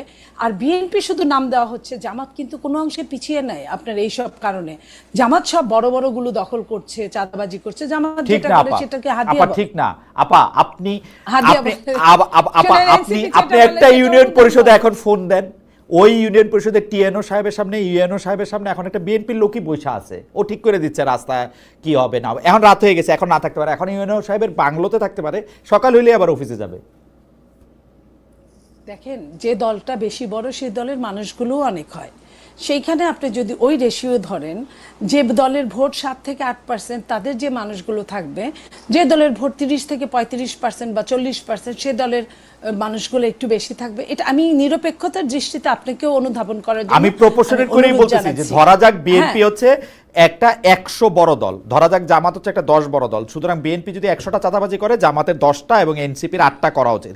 কিন্তু এটা এরকম না, এনসিপি 8টা জামাত 10টা করলে বিএনপি করতেছে 1022টা। আমি আপনাকে বলি এনসিপির যেটা, এটা তো কিংস পার্টি, তাকে যেভাবে সরকারের প্রশাসন থেকে শুরু করে প্রত্যেকেই যেভাবে নমনম করে, সেটা তো বিএনপি করে না। বিএনপিকে তখন কি হয়, বিএনপির হয়তো বা তার শক্তি আছে, 10 জনকে নিয়ে যায়, সেখানে যায়, ভাগ করে, ভাগাভাগি করে, হতে পারে, আমি হতে পারে দিয়ে কথা বলছি, সেখানে বিএনপির এটা করতে হয়। আর জামাত অত্যন্ত অত্যন্ত আপনার বুদ্ধি অ্যাপ্লাই করে, যে বুদ্ধিটা জামাত দেখেন প্রথমেই আপনার ব্যাংক ট্যাঙ্ক হতে পারে জামাতের এক সময় ছিল, কিন্তু এটা তো আইনের মাধ্যমে যেতে পারতো, তা না করে নিজেরাই কিন্তু দখল করে নিয়ে বসে গেছে। এবং ও জামাতও কিন্তু আপনার যদি আপনার ইউনিয়ন পর্যায়ে খুঁজ নেন, আপনার জামাতও কিন্তু কোথাও কোথাও, আপনি এই যে ধরেন সিলেটের পাথরের, সাদা পাথরের কথাই বলি, আপনার ওইখানে কিন্তু আপনাদের সহযোগী যোদ্ধা হিসেবে ছিল, সহযোদ্ধা। আমি এইখানে, আমি তো বলছি, আপনি তো বলেন না, আমি জি, মনে করালাম, জি, ঠিক জি, না? জি। তো সেইখানে ওই জায়গাটায় তখন কিন্তু কোনো বাদ বিচার থাকে না। তো যেইখানে যাদের ক্ষমতা যেখানে বেশি, সেইখানে তারা সেইখানে অ্যাপ্লাই করে। এইখানে যদি সরকার যদি আইনের অনুশাসনটা হাতে তুলে নিত, শাস্তির আওতায় যদি তাদের নিয়ে আসতো, তাহলে কিন্তু এই ধরনের কোনো প্রশ্নই আসতো না। আজকে দেখেন আপনার ডেভিল হান্ট নামে যে আমার সেনাবাহিনীর ভাইরা যে জিনিসটা সৃষ্টি করলো, আপনার ডেভিলদের নাতিপুতিদের অ্যারেস্ট করলো। কয়টা ডেভিল আপনার অ্যারেস্ট হয়েছে বলেন? কয়জন? শুনি যে 17,000 16,000 নাকি লিস্ট হয়েছে। সেই লিস্টগুলো অ্যারেস্ট করতে বাধাটা কোথায়? বাধা বিএনপির বিএনপি বড় দল, বিএনপি লিস্ট দিয়ে রাখছে, খালেদকে গ্রেফতার করতে পারবেন না, যত বড় ডেভিল। আমি সেনাবাহিনীর সাথে কিন্তু বিএনপি যায় পারবে না, হয়তো পুলিশের এই মুহূর্তে ট্রমাটাইজ পুলিশের সাথে। সেনাবাহিনী তো আপনার ডেভিল হান্ট কি বের করেছে? সেনাবাহিনী বের করেছে। সেনাবাহিনী তাহলে কেন অ্যারেস্ট করে না? সেনাবাহিনী প্রতিটা জেলায় জেলায় আছে, জরুরি আইনের মধ্যে। আমি খালি আপনাকে মনে করাই দিই, তাহলে কেন সেনাবাহিনী? আপনার খালি আমি মনে করে দিই, এনসিপির আপনি কিংস পার্টি করতেছেন, কিন্তু গত কয়েকদিনে এনসিপির যাদের যাদের গ্রেফতার করা হয়েছে তারা সবাই কেন্দ্রীয় নেতা। কিংস পার্টি হিসাবে তারা কোনো রকম কোনো বাড়তি কোনো সুবিধা পায় নাই। অন্যদিকে প্রত্যেকটা ডিসি, প্রত্যেকটা এসপি নিজেদেরকে ছাত্রলীগ, ছাত্রদল, যুবদল, বিএনপির লোক হিসাবে ঠারে ঠোরে নানাভাবে পরিচয় দিতেছে। সচিবদের মধ্যে অনেকে বিএনপির কি বলে যথেষ্ট পরিমাণে বিএনপি কিনা দেখে ফিরে আনা হইতেছে। আপনি এগুলি, আপনার ইতিহাস কি বলে যে আগুন খাবে সে আংরা ফেলবে, তাই না? সে কয়লা ফেলবে। সো আপনারা কেউ, আমি আপনারা মানে এটা আমার শব্দগত কথা বলছি, আপনারা যারা বিএনপি কে নিয়ে এত কথা বলছেন, তারা শাস্তির আওতায় না গিয়ে, বিএনপি এমন দানব না যে আপনি শাস্তির আওতায় গেলে কিছু করতে পারবে। কেন এই সরকার আসার পরে বিএনপি আপনার সেনাবাহিনীর হাতে মারা যায় নাই? এই ইতিহাসও তো আছে। কই তারা কি তাদের পরিবার কি, অথচ যে মারা গেছে সে কিন্তু ওরকম দোষী ছিল না, তারা কি কিছু করেছে? এই যে আপনি বলছেন আপনার খুলনায় কি হয়েছে, যে ছেলেটাকে বিএনপি যুবদলের বহিষ্কার করলো, সেই ছেলেকে কয়দিন পরে জামাত মেরে ফেললো। শুধু মারলই না, রক কেটে দিল। তাদের পুরানা জায়গাটায় তারা স্মরণ করিয়ে দিল যে আমরা কিন্তু আমাদের অস্ত্র জমা দিয়েছি, কিন্তু আমরা কিন্তু ট্রেনিং ভুলে যাইনি। আচ্ছা আপা, আমি আবার আপনার কাছে আসবো। আমি শুধু আপনাকে যেহেতু খুনের কথা, হত্যার কথা যেহেতু আপনি বললেন, সেহেতু আপনাকে আমি একটু মনে করে দিচ্ছি যে আপনি জানেন যে ঢাকা বিশ্ববিদ্যালয়ের সাম্য বলে একজন ছাত্র কে হত্যা করা হলো, যে হত্যা করা হয়েছিল। সেই সাম্য হত্যার পরে সাম্যর একজন আত্মীয় আমাকে একটা মেসেজ পাঠিয়েছেন। সেই মেসেজের মধ্যে কিন্তু আমি দেখতে পাচ্ছি যে, আমি তার মেসেজ থেকে পড়ছি, অলমোস্ট 3.5 মাস হয়ে গেল সাম্যর খুনের তদন্তের ফাইনাল চার্জশিট কোথায়? ফাইনাল চার্জশিট আমার জানা মতে 45 দিনের মধ্যে দিতে হয়, এখন তার চেয়ে অনেক বেশি সময় লাগে। কথা হচ্ছে যে বিএনপি এটা নিয়ে কথা বলে না। পুলিশের ভাষ্য মতে খুনিরা সবাই ধরা পড়েছে, তাহলে খুনিরা যদি ধরা পড়েই তাহলে তো তারা কেন তাকে খুন করেছে সেটা অবশ্যই জানে। এরএসএ এতদিন পরে খুনের মোটিভ জানানো হলো না কেন? আমরা বিএনপি থেকে এখানে একটা রহস্যজনক চুপ থাকা দেখি। আমরা দেখি যে কোনো হত্যাকাণ্ড বা যে কোনো খুন বা যে কোনো ইনসিডেন্ট বিএনপি এক ধরনের পলিটিক্যাল কারণে ব্যবহার করা যায়। মনে হয় আপনি দুজনেই, আপনি আমার বড় বোনের মতো, কারণ ঢাকা ইউনিভার্সিটিতে আমরা দুজনেই পড়েছি। এই ছাত্রটি আমাদের ছোট ভাইয়ের মতো। আপনি এটি নিয়ে কি বলেন যে বিএনপি এই খুনটিকে রাজনৈতিকভাবে ব্যবহার করছে কিনা, করেছে কিনা, এবং এটি নিয়ে অবস্থান কি? আমরা ফিরে আসছি আপনার কাছে আপা, আমরা ফিরে আসছি, আপনাকে প্রশ্নটি আপনি করে রাখলাম। আমি ডক্টর গালিবের কাছে আবার একটু ফিরে যাই। ডক্টর গালিব, কতগুলি বিষয় নিয়ে আপনার একটু ক্লিয়ার হব এরকম একটা ধারণা ছিল। আমাদের দর্শকরা যেটি এখন সবচেয়ে বেশি জানতে চাইছেন যে জামাতি ইসলামী বা ইসলামী দলগুলো এটি পরিষ্কার করেছে কিনা বাংলাদেশের নাগরিক হিসাবে যারা ইসলাম ধর্মে বিশ্বাস করে না, অর্থাৎ অন্য ধর্মাবলম্বী বা অন্য আদর্শাবলম্বী বা কোনো ধর্মাবলম্বী নয়, তাদের অবস্থান আসলে যে ইসলামী রাষ্ট্র ব্যবস্থার কথা আপনি বলছেন বা আলোচনার মাধ্যমে যেটা প্রতিষ্ঠা করা আপনি বলছেন, এটা জামাত ইসলামী ক্লিয়ার করেছে কিনা, তাদের কি হবে? অর্থাৎ দর্শকদের জন্য আমি আবারও বলি, সংখ্যালঘুদের অবস্থান সেই রাষ্ট্রে কিরকম হবে? আমার কথা হচ্ছে এইটা তুলনামূলক, যেমন ধরেন আমার যেটা পজিশন যে কিছু কিছু জায়গায় এগুলো আরো স্পষ্টভাবে বলতে হবে, কিন্তু সংখ্যালঘু বা অন্য ধর্মাবলম্বীদের বিষয়ে জামাত ইসলামের যেটা পজিশন এটা কিন্তু খুব স্ট্রেট ফরওয়ার্ড। জামাতের আমির অ্যাগেইন অ্যান্ড অ্যাগেইন এটা বলছে যে এই দেশের টেরিটরির মধ্যে যাদের জন্ম তারা সবাই আল্লাহর বান্দা, এবং আল্লাহর বান্দা হিসাবে তার যে বান্দার অধিকার, যেটাকে আমরা মডার্ন ল্যাঙ্গুয়েজে যদি বলি যে রাষ্ট্রের সিটিজেন হিসাবে তার যে নাগরিক অধিকার, সেই নাগরিক অধিকার কোনোভাবেই একেবারে মিনিমাম পরিমাণ আপনার কম্প্রোমাইজড হবে না। ওকে। এবং এই থিওরিটিক্যাল জায়গার একটা প্র্যাকটিক্যাল অ্যাপ্লিকেশন আছে, সেটা হলো যে জামাত এবং শিবিরকে যদি আপনি দেখেন যে তারা তাদের পার্টির বাইরের লোকদের সাথেও এক ধরনের একটা কোঅপারেশনে যাইতে চায়, যেটা আপনি সামটাইমস একটু প্রশ্ন তুলছেন যে এটা ঠিক কিনা, কিভাবে করবে, কিন্তু আমি এটার খুব পজিটিভ দৃষ্টিতে দেখি। যেমন আপনি যদি ছাত্র শিবিরের ডাকসু ইলেকশন দেখেন তাহলে দেখবেন যে সেইখানে তারা একটা সর্বদলীয় ছাত্র ঐক্য প্যানেল করছে, যেখানে আপনার ইসলাম ধর্মের বাইরের লোকও আসছে, লিবারাল চিন্তার লোকেরাও আসছে। তো এই যে জামাত এবং শিবিরের রাজনীতির একটা প্র্যাকটিক্যাল আন্ডারস্ট্যান্ডিং, যেখানে তারা কোঅপারেশনের মধ্য দিয়ে রাজনীতি করতে চায় এবং অন্য ধর্মের লোকদের ব্যাপারে তার নাগরিক অধিকার মিনিমাম কম্প্রোমাইজড হবে না, তার ব্যাপারে যে থিওরিটিক্যাল অবস্থান, এই জায়গা থেকে আমি মনে করি এই ইস্যুতে জামাতের পজিশন একেবারে ক্লিয়ার কাট, স্ট্রেট ফরওয়ার্ড। আমার কাছে যে প্রশ্নটা একটু আপনাকে করতেই হচ্ছে, অমুসলিমদের জন্য আসলে শরিয়া আমি অত ভালো না বুঝলেও থিওলজি আমার একটা পছন্দের জায়গা, আগ্রহের জায়গা, আমি এটা পাঠ করি আমার মতো করে। তো অমুসলিমদের জন্য একটা কর ধার্য করা আছে যেটাকে জিজিয়া বলে সাধারণ হিসাবের মধ্যে। তো অমুসলিমদের জন্য রাষ্ট্রীয় ট্যাক্সের বাইরে কোন রকম কোনো কর কি দিতে হবে বা জিজিয়া কি ইন্ট্রোডিউস করা হবে? That's a very interesting question. আপনি যদি জিজিয়ার হিস্ট্রিতে যান, ধরেন যে মানে আগের রাষ্ট্র ব্যবস্থাতে এখনকার সময় মতো ছিল না, ওই সময় কিন্তু আলাদা করে কোনো ট্যাক্স ছিল না, কোনো নাগরিকের কোনো ট্যাক্স দিত না। যারা মুসলিম ছিল তাদের একটা থিওলজিক্যাল কমিটমেন্ট ছিল রাষ্ট্রের সাথে, যে সে রাষ্ট্রের যুদ্ধ প্রয়োজন হলে জিহাদে আসবে, আবার রাষ্ট্র হচ্ছে তারে পাল্টা আপনার প্রোটেকশন দিবে, আর সে হচ্ছে জাকাত দিত। জাকাত ওয়াজ কাইন্ড অফ আপনার ট্যাক্স মানি। নন মুসলিমদের তো জাকাত দেওয়া লাগতো না, তাহলে রাষ্ট্রের সাথে তার সামরিক চুক্তি কি, তার আলাদা করে চুক্তিও ছিল না। ডক্টর কালিম, এটা আমি বোঝার জন্য জাকাত কিন্তু আমি একটু শেষ, ঠিক আছে ঠিক আছে। তো এইটার অল্টারনেটিভ হিসাবে তাদের তখন জিজিয়া করছিল, যে তারা জিজিয়া একটা ট্যাক্স, যেই ট্যাক্সটাকে তারা রাষ্ট্রের সাথে দিবে এবং রাষ্ট্রের সাথে তার এই নিরাপত্তার চুক্তি হবে। আধুনিক রাষ্ট্রের মধ্যে আমরা এই চুক্তিটা এইভাবে আলাদা আলাদা করে করি না। আধুনিক রাষ্ট্রের মধ্যে আমরা চুক্তিটা করি যে আপনি যদি রাষ্ট্রের নাগরিক হন তাহলে আপনি এই চুক্তির মধ্যে একসাথে আসছেন, এবং যেই ট্যাক্সটা, এই ট্যাক্সটা আমরা ধর্মের ভিত্তিতে ভাগ করি না। জাকাতটা রিলিজিয়াস ডিউটি হিসাবে আলাদাভাবে দিবে, কিন্তু রাষ্ট্রকে আপনি যে ইনকাম ট্যাক্স দেন সেই ট্যাক্সে তো আপনার মুসলিম নন মুসলিম সমান, তাহলে আপনি সেখানে আলাদা করে জিজিয়া এখনকার জন্য আপনি যে বলতেছেন এখানে আমার দুইটা জিনিস। একটা জিনিস হচ্ছে আধুনিক রাষ্ট্রের ক্ষেত্রে যে আপনি এটা আলাদা করছেন, ভাগ করছেন, সেটা আসলে কিসের ভিত্তিতে করছেন, এক। দুই হচ্ছে জাকাত আর জিজিয়া কিন্তু কোনোভাবেই এক না। জাকাত হচ্ছে নির্দিষ্ট পরিমাণ সম্পদের বেশি আপনার থাকলে নির্দিষ্ট পরিমাণ সম্পদের একটা অংশ আপনাকে দিতে হবে যে জাকাত হিসেবে, আর জিজিয়া হচ্ছে আপনার জন্য মাস্ট, এবং আপনার রুলার আপনার যেটা নির্ধারণ করবে সেটাই আপনাকে দিতে হবে। সুতরাং জাকাত আর জিজিয়াকে আমি মানে ভালো খারাপের কোনো জায়গা থেকে না, একটাকে আরেকটার মানে দুইটা একরকম সেটা এটা বলা যাবে না। জি আমি এটা একটু অ্যাড্রেস জি করেন। দেখেন, একজন মুসলিম যখন ইসলামী রাষ্ট্রের নাগরিক হয় তখন রাষ্ট্রের সাথে তার একটা কম্প্রিহেনসিভ চুক্তি থাকে। এই চুক্তি হলো তার ধর্মের থিওলজির মধ্যে, যে আমি মুসলিম হিসেবে এই কাজে বাধ্য। যেমন ধরেন যে সেখানে যদি একটা মানে যুদ্ধ হয় তাহলে মুসলিম হচ্ছে ডিফেন্সিভ জিহাদ হলে সেখানে সে যাইতে বাধ্য, কিন্তু একজন নন মুসলিম কিন্তু এই যুদ্ধে অংশগ্রহণ করতে বাধ্য না। এই কারণে জিজিয়া করের মধ্য দিয়া তার সাথে একটা আলাদা চুক্তি হয়, এবং সে যখন হচ্ছে আপনার মানে নাগরিক হিসেবে অ্যাকসেপ্টেবল, তখন এই চুক্তির টার্মস এবং কন্ডিশনের সাথে তার নাগরিক অধিকার সেখানে ডিফাইন্ড হবে।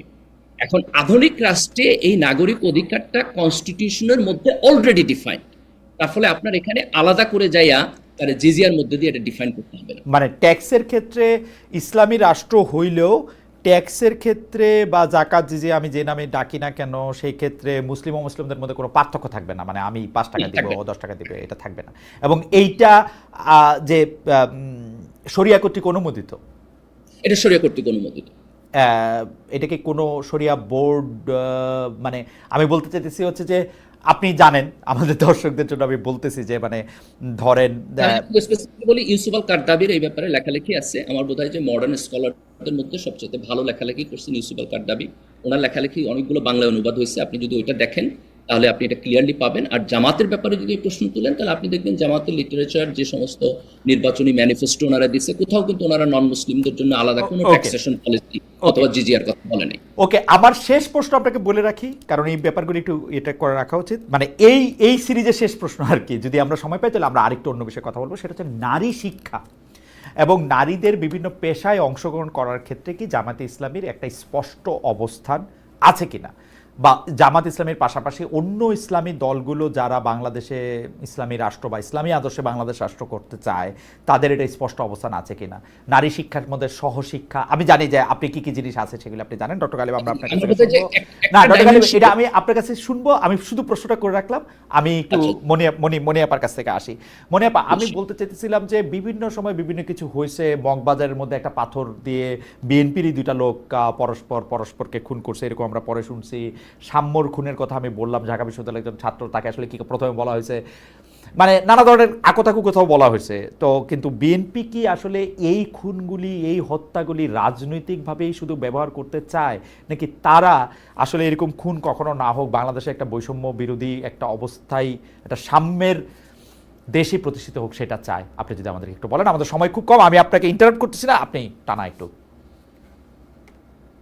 আচ্ছা, আপনি দেখেন যে সাম্যকে নিয়ে যখন আন্দোলন হলো তখন কিন্তু ঢাকা বিশ্ববিদ্যালয়ের বর্তমান ভিসি সে কিন্তু অনেক দুর্ব্যবহার করলো, এবং একটা পর্যায়ে আন্দোলন কিন্তু শাহবাগে চলছিল। তখনই আজকের যিনি চিফ অ্যাডভাইজার উনি লন্ডনে গেলেন, কথা বললেন, এবং আপনি এই লন্ডনে যাওয়ার আগে আমি যদি বলি যে বিএনপি 3 জন উপদেষ্টা নিয়ে বিরাগ ভাজন হিসেবে তাদেরকে পদ থেকে সরিয়ে দেওয়ার জন্য রিকোয়েস্ট করেছিলেন। সেটা পর্যন্ত শুনে নাই, শুধু শুনে নাই এটা বললে ভুল হবে, যেই দিন যখন বললেন সেই দিনই একজন উপদেষ্টাকে সামনে বসিয়ে তারা মিটিং করে বুঝিয়ে দিলেন খামোশ। পরবর্তীতে লন্ডনেও আমরা দেখলাম প্রেস কনফারেন্সে প্রেস সচিব উপস্থিত থাকার পরেও আমরা কিন্তু অবজেকশন যাকে নিয়ে করা হয়েছিল তাদের একজন প্রেস কনফারেন্স করলেন। এবং এই জিনিসগুলো আমরা বড় স্বার্থের জন্য বিএনপি আপনার যে কথাগুলো আপনাকে বলেছিলাম, যে সরকারকে বলেছিল, সরকার প্রধান থেকে শুরু করে, যে এগুলার বিচার হোক, চাঁদাবাজি হোক, রাহজানি হোক, দখলবাজি হোক, এগুলার বিচার হোক, বিচার তো করেই নাই, কারোরই বিচার করে নাই, এবং আইন শৃঙ্খলার অবস্থা চরম দুর্গতি সম্পন্ন। সেইখানে বিএনপির বরং কথা কোনোটাই শুনে নেয়। আর সাম্যের ব্যাপারটা যখন লন্ডন নিয়ে কথা হলো, তারপরে আস্তে আস্তে এটা স্থিমিত হলো কেন? ঢাকা বিশ্ববিদ্যালয়ের ভিসি আমাদের সাথে আন্তরিক ব্যবহার করে নাই, বর্তমান সরকার এই ব্যাপারে একদমই আন্তরিক না। সেই জায়গায় বিএনপি মনে করেছে যে আগামী 6-7 মাস পরে যেহেতু নির্বাচন সরকার বলেছে, সরকারের কথা রাখবে। এখন পর্যন্ত সরকার ওইভাবে কথা বলছে, সরকার যদি কথা রাখে, যদি নির্বাচনটা হয়ে যায়, তাহলে যে মানুষটা চলে গেছে তার জন্য একটা সুন্দর বিচার, সেই সুন্দর বিচারটা বিএনপি যদি পাওয়ারে আসে, সেইখানে সঠিকভাবে যাতে হয়। এখন ভিসির বিহেভ বা অন্য কিছু মিলে, সব কিছু মিলে আমরা বুঝেছি যে এই বিচারটা প্রহসনে পরিণত হতে পারে। এবং মব যতগুলো হয়েছে, এটাই শুধু সাময়িক না, আমি আরো 1 মাস আগে পুলিশি রিপোর্ট বলছি, 5558 জন মানুষ খুন হয়েছে 1 বছরে। তো এটা কিন্তু পুলিশের নথি থেকে বলা। তো সেই জায়গায় সমস্ত বিচার করার জন্য কিন্তু একটা টাইম ফ্রেমের দরকার। এই সরকারের কিছু বলে যে আমাদের অভিজ্ঞতা নেই, আমরা ওইভাবে পারি না, আবার ইলেকশন দেওয়ার জন্য তাদের ওই ধরনের মাথা ব্যথা নাই। সেই জায়গায় বিএনপি মনে করেছে, বিএনপি ক্ষমতায় আসলেই এই বিচারটা, যেহেতু হাতে গোনা খুব বেশি দিন না, 4-5 মাসে এইটা অবশ্যই আমরা ওইভাবে। আমার সময় থাকলে আমি আপনার মানে সময় থাকলে আমি অন্য বিষয়গুলিতে আসবো, শুধু আমি পরবর্তী প্রশ্নটা করে রাখি আপনাকে।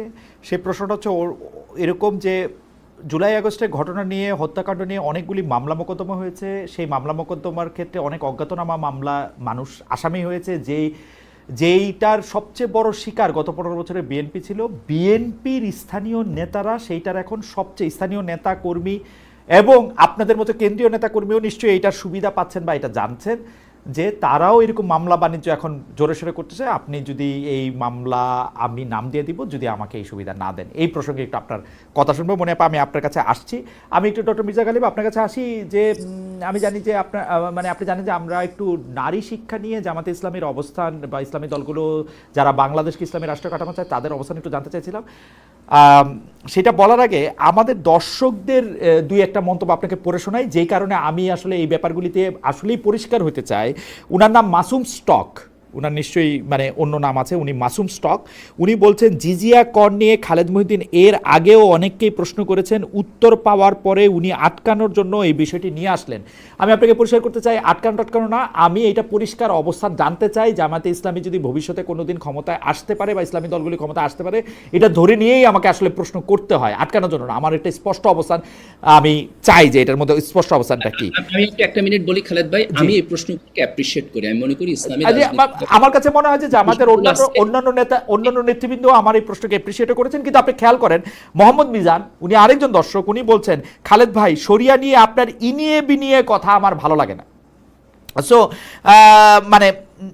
মানে আমি এই প্রসঙ্গগুলি কেন আমি পরিষ্কার হইতে চাইতেছি, কারণ আমার মতো নিশ্চয়ই আরো অনেকেই আছেন যারা শরিয়া নিয়ে ইনিয়ে বিনিয়ে অনেক কিছুই জানতে চান, কারণ আমাদের জানতে চাওয়ার অধিকার আছে। আমি একইভাবে বিএনপি রাজনৈতিক অবস্থানও জানতে চাই, গণতন্ত্রের ব্যাপারটাও জানতে চাই, আওয়ামী লীগ আমলেও আমি আওয়ামী লীগের ব্যাপারটাও জানতে চাইছি, জানতে চাওয়াই আমার হচ্ছে কাজের মধ্যে পড়ে। তো নারী শিক্ষাটা আসলে কিভাবে হবে, কেউ কেউ এক্সট্রিম জায়গা থেকে এটা বলেন যে নারীদের জন্য আলাদা শিক্ষা প্রতিষ্ঠান করতে হবে, নারীরা একসাথে শিক্ষাই নিতে পারবে না। জামায়াতে ইসলামের অবস্থানটা আসলে কি শিক্ষার জায়গা থেকে? ছোট আমি আগে প্রশ্ন করি যে ইসলামী রাজনীতি কিভাবে মডার্ন ন্যাশনাল স্টেটের মধ্যে কাজ করবে, এটা খুবই কমপ্লিকেটেড একটা কোশ্চেন, এবং যেই কারণে এই রাজনৈতিক যে পজিশন এগুলো নিয়ে খোলামেলা আলাপ আলোচনা হইতে হবে। খোলামেলা আলাপ আলোচনা না হলে তো জনগণ জানবে না যে একটা ইসলামী রাজনৈতিক দল কি করতে চায়, এবং জনগণ যদি না জানে তাহলে তো সে যথেষ্ট আস্থার সাথে ভোট দিতে পারবে না। আবার যারা ইসলামিক রাজনৈতিক দল আসলে পরে এক ধরনের ভয়ে থাকে যে কি হবে না হবে, তাদের এই ভয় এবং শঙ্কাও দূর হবে না। তো এই কারণে একেবারে খোলামেলাভাবে এই এজেন্ডাগুলো ধরে ধরে যদি আলোচনা হয় তাহলে সেটা একটা ভালো গণতান্ত্রিক সমাজ দিবে। এই কারণে আমি এই আলোচনার পক্ষে। এবার আমি স্পেসিফিকলি আপনার কোশ্চেনে আসি যে দেখেন, নারীদের পড়াশোনার ব্যাপারে জামাত ইসলামের এবং বাংলাদেশের অন্যান্য ইসলামিক দলগুলো যদি দেখেন, পড়াশোনার ব্যাপারে সাধারণত কোনো নেগেটিভিটি নাই। খুব মাইনর কিছু অপিনিয়ন আছে, কিন্তু মেজরিটি ইসলামিস্টরা তারা পড়াশোনা করতে পারবে, তাদের চাকরির ব্যাপারেও কোনো নেগেটিভিটি নাই, তারা চাকরি করতে পারবে। চাকরি ক্ষেত্রের যেই ওয়ার্কিং এনভায়রনমেন্ট সেটার ব্যাপারে কনসার্ন আছে, কিন্তু এই কনসার্নের জায়গা থেকে কোনো কালেকটিভ রেগুলেশন আসবে না। এটা ব্যক্তির উপরে, যে আপনি যদি কোথাও মনে করেন ওয়ার্কিং এনভায়রনমেন্ট এখানে ভালো না, আপনি সেখানে যাবেন না, চাকরি করবেন না। রাষ্ট্রের দিক থেকে ওয়ার্কিং এনভায়রনমেন্টটাকে আরো কিভাবে ডেভেলপ করা যায় সেই কাজটা তারা ক্ষমতা আসলে করবে। এরপরের প্রশ্নটা থাকে সহশিক্ষা। এইখানে ছেলে এবং মেয়ে একসাথে আপনার এডুকেশন সিস্টেমে পড়াশোনা করলে এটা অন ইসলামিক কিনা অথবা এটা ডিসকারেজেবল কিনা, এটা নিয়ে ডিফারেন্স অফ ওপিনিয়ন আছে। আপনার অনেকগুলো দেশে, যেমন আপনি যদি মালয়েশিয়াতে দেখেন, টার্কিতে দেখেন, আমি এখানে আমেরিকাতে মুসলিম কমিউনিটিতে দেখি, তারা এটার ব্যাপারে কোনো প্রবলেম ফিল করে না।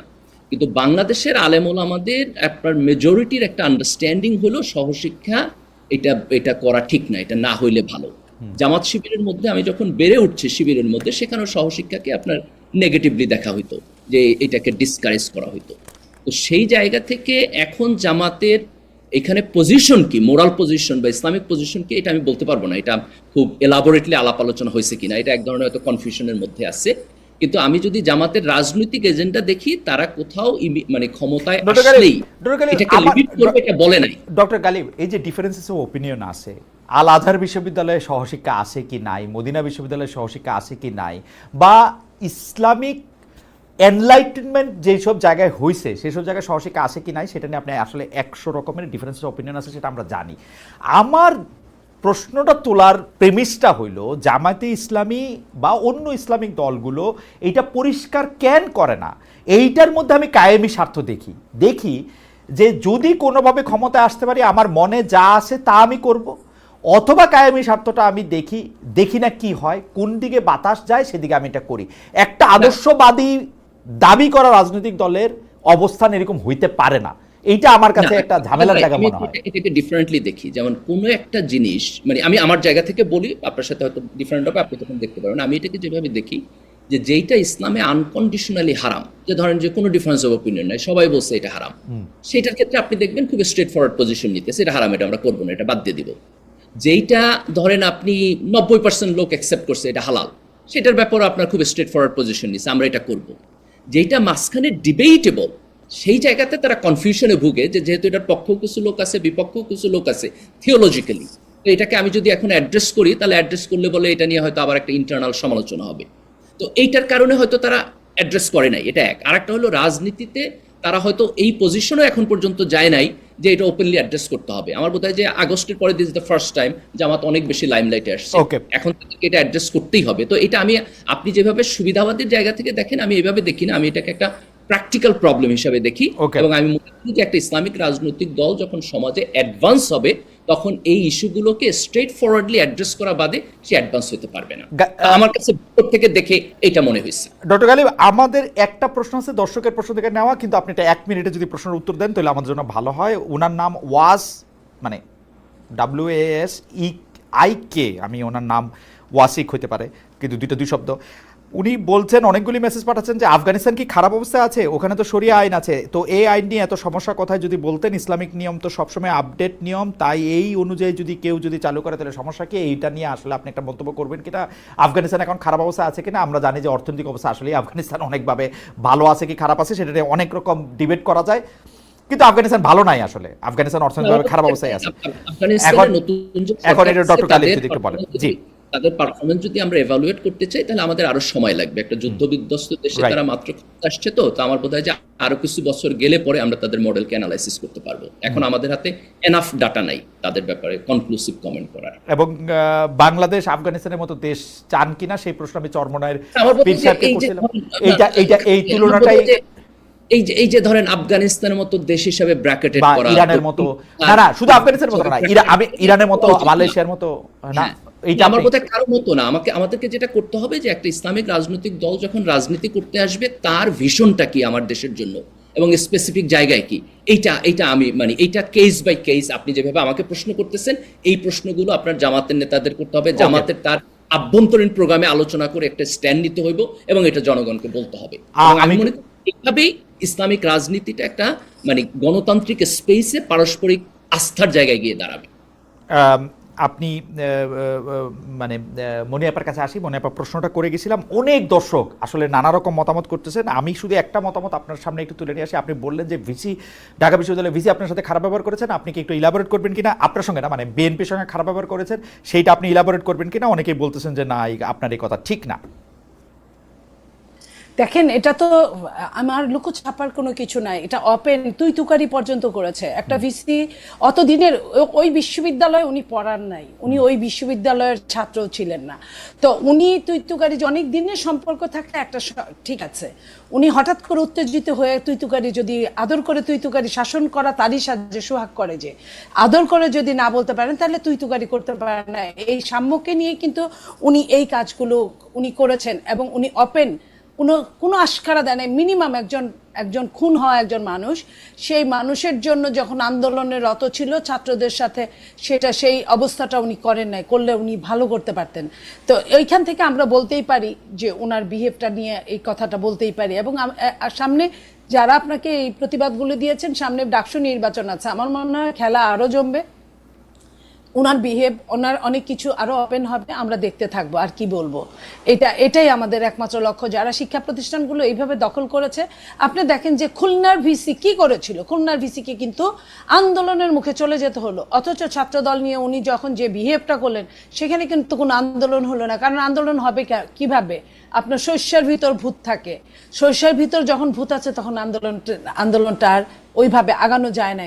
আর বিএনপিও প্রতীক্ষা করছে, তা সাম্যর সেই আত্মীয়কে আমি বলতে চাই, আপনারা ধৈর্য ধরেন। বিএনপি প্রতীক্ষা করছে, বিএনপি নির্বাচনটা কোনোভাবে, একটা অনির্বাচিত সরকারের কাছ থেকে অনেক কিছু পাওয়া যায় না চাইলেই, অনির্বাচিত সরকার অনেক কিছু থেকে নিজেকে রেহাই দিতে পারে। তো সেই জন্য একটা নির্বাচিত সরকার আসুক, অবশ্যই আমরা আমাদের সন্তানের বিচার পাবো, আমাদের ভাইয়ের বিচার পাবো, এবং বিচারটা যেন ত্বরিত হয় আমরা সেই চেষ্টা করব, এটাই আমি বলতে চাই। আর আপনি মনে হয় মামলা মোকদ্দমা নিয়ে কথা বলেছিলেন, মামলা মোকদ্দমার যে ব্যবস্থা খালেদ ভাই, সেটা হলো যে হ্যাঁ, এটা সত্যি মামলা বাণিজ্য আগেও হয়েছে, এখনো হচ্ছে, হয় নাই তা বলবো না। আপনার যেমন ধরেন আমি আওয়ামী লীগ করতো, আওয়ামী লীগের শাস্তি হোক, আমিও চাই সে যদি অন্যায় করে থাকে, কিন্তু একটা টেলিভিশনের মালিক, এই যে কয়েকদিন আগে একটা টেলিভিশনের মালিককে দেখলাম, সেইখানে তাকে খুনি হিসেবে দেখানো হয়েছে। টেলিভিশনের মালিক শেখ হাসিনার অনেক তাবেদারি করতে পারে, অনেক নোংরামো করতে পারে, অনেক কিছু করতে পারে, সেই বিষয়ে মামলা হতে পারতো। সেটা না হয়ে মাই টিভি সম্ভবত, সেটা না হয়ে সেই তাকে খুনের, উনি খুন করবে, এটা তো আসলে বিশ্বাস না। এই জন্য মামলাগুলোর মেরিটও অনেক সময় দেখা হয় না, মেরিটটা না ছাড়া এই বিচার। না আপা, আমার প্রশ্ন ছিল যে এই বাণিজ্যগুলি, অজ্ঞাত নামগুলি ঢুকায় দেওয়াটা, এটা সারা দেশের স্থানীয় পর্যায়ে বিএনপি নেতাকর্মীরা করতেছে কিনা? এটা শুধু বিএনপি করতেছে তা না, যে যেভাবে মামলাগুলো দিয়েছে 1-2% এনসিপি জামাতও করতেছে, 1-2% করতেছে, তারা ওইভাবে কাটছে, ঢুকাচ্ছে, আবার কাটছে, এবং পুলিশও করতেছে। পুলিশ আগেও মামলা বাণিজ্য সবসময় উৎসাহ দিত, উদ্দীপনা দিত, এখনো পুলিশ কিন্তু এখানে পিছিয়ে নাই। কারণ মামলা হলেও এটা হলো শাকের করা, দুই দিকেই কাটে। আপনার মামলা যে করতে যাবে তারও সমস্যা, আবার যে মামলা থেকে যখন ছাড়া পাবে সেটাও সমস্যা। সেই জায়গাগুলো থেকে শুধু টাকা টাকা আর টাকা হতে পারে। ওই হিসেবে আমি তো একজন বিএনপি, আমি আপনার সামনে আছি, আপনি কি আমাকে দেখেন না? আমি যে একজন ভালো থাকার চেষ্টা করি, কতটা ভালো, অবশ্যই এটাও তো অবশ্যই মনে হয়। আমিও তো বিএনপি, আপনার দিকে তাকাই আমি চাই যে বিএনপি আপনার মতো হোক। খালেদা, আমি 1 মিনিট একটু বলি। জি, দেখেন, একটা পার্টির ভালো হওয়ার জন্য তার দুইটা জিনিস দরকার। একটা হলো বেশি বেশি ভালো মানুষদের এই পার্টিতে উঠায় আনতে হবে, রাইট, এবং আরেকটা হলো যে পার্টির স্ট্রাকচারাল জায়গায় গ্রিপ আর একটু ভালো হইতে হবে, যাতে করে সে কন্ট্রোল করতে পারে। এবং সে বারবার এই কথা না বলতে হয় যে আমরা তো অনেক বড় দল, আমাদের তো আর এক্স্যাক্টলি। তো আমার বোধ হয় যে এই জায়গাটাতে না আইনের অনুশাসনটা হাতে নেই, আমি এটা বলছি, ভূমিকার অভাব আছে আর কি, এটা আমার কাছে মনে হয়। যে সরকার কিন্তু এখান থেকে নিজেকে সরিয়ে নিতে পারে না, সরকার এখানে সরকার দায়ী। সরকার কিন্তু এটা থেকে সরতে পারে না, সরকার কিন্তু আইনের অনুশাসন চালু করেন নাই। রাইট, আমরা আসলে অনুষ্ঠান শেষ করে দিতে হবে। আমরা মানে 1 ঘন্টা একটু বেশি কথা বলে ফেলছি। আমি শেষ মন্তব্য একটু ডক্টর গালিবকে পড়ে শোনাতে চাই, আপনি যদি এটা নিয়ে কথা বলেন। সেই একই ব্যক্তি, উনি আরেকটি মেসেজ পাঠিয়েছেন যে খেলাফত ছাড়া ইসলামে কোনো অপশন নাই। গালিব সাহেব যতই মডার্ন ইসলামের কথা বলুক না কেন, গণতন্ত্র কখনো ইসলামের অংশ না। আপনি যদি মন্তব্য করতে চান, আপনি একটা মন্তব্য করতে পারেন, তারপর আমরা অনুষ্ঠান শেষ করছি। বাংলাদেশে ধরেন যারা ইসলামী রাজনীতির চিন্তা করে, তাদের মধ্যে একটা গ্রুপ আছে যারা মনে করে যে গণতন্ত্র আনকন্ডিশনালি হারাম এবং গণতান্ত্রিক সিস্টেমের মধ্য দিয়ে যায় ইসলাম প্রতিষ্ঠা হবে না। আবার একইভাবে ইসলামিস্টদের একটা বিশাল গ্রুপ আছে যারা এটার সাথে ডিসএগ্রি করে এবং যারা মনে করে যে গণতন্ত্র হলো একটা প্রসেস মাত্র, এটার স্লাইড কিছুটা মডিফিকেশনের মধ্য দিয়ে এটাকে ইসলামের সাথে অ্যাডজাস্টেবল করা সম্ভব। তো আমি বেসিক্যালি সেকেন্ড গ্রুপকে সাবস্ক্রাইব করি। আমি মনে করি যে আধুনিক রাষ্ট্রের মধ্যে ইসলামী মূল্যবোধের রিফ্লেকশন হওয়া সম্ভব এবং এর মধ্যে দিয়ে একটা ভালো রাষ্ট্র। আমার একটা শেষ প্রশ্ন আছে, প্রথমে মানে মনিয়াপার কাছে, তারপর আপনার কাছে। খুব অল্প সময় ধরে যদি বলেন, কারণ আমরা পারে আসি। মনিয়াপা, এখন বিএনপি যে রাজনীতি করতেছে বা যে রাজনীতিটা মানে আমরা দেখতে পাচ্ছি, সেইটার সাথে আপনি মনে করেন কিনা যে এরকমই হওয়া উচিত, নাকি এটার মধ্যে আসলে ইমপ্রুভমেন্টের জায়গা আছে, পরিবর্তনের জায়গা আছে, এইটার একটু বাকবদলেরও জায়গা আছে? দেখেন, সমস্যায় পড়লে এক ধরনের রাজনীতি, তখন ওই যে বলেন না যে বানের পানি যখন আসে তখন মানুষের সাপ জড়াজড়ি করে থাকে, তারপরে কিন্তু যখন সাধারণ সময় তখন একজন আরেকজনের শত্রু। সেই জন্য এনভায়রনমেন্ট অনুযায়ী দলগুলো তাদের কাজ করে। এখন আমরা সবাই খুব বিপদের মধ্যে আছি, এখন কিন্তু অস্থিতিশীল বাংলাদেশে আমরা বাস করছি। আপনি তো চলে গিয়ে বেঁচে গেছেন, আমরা আছি, আমাদের প্রতিনিয়ত যুদ্ধ করতে হচ্ছে। আমরা আগেও যেমন মনে করেছিলাম আমাদের জীবনের নিরাপত্তা নেই, এখনো কি আমরা মনে করতে পারি আমাদের জীবনের নিরাপত্তা আছে? অবশ্যই নাই।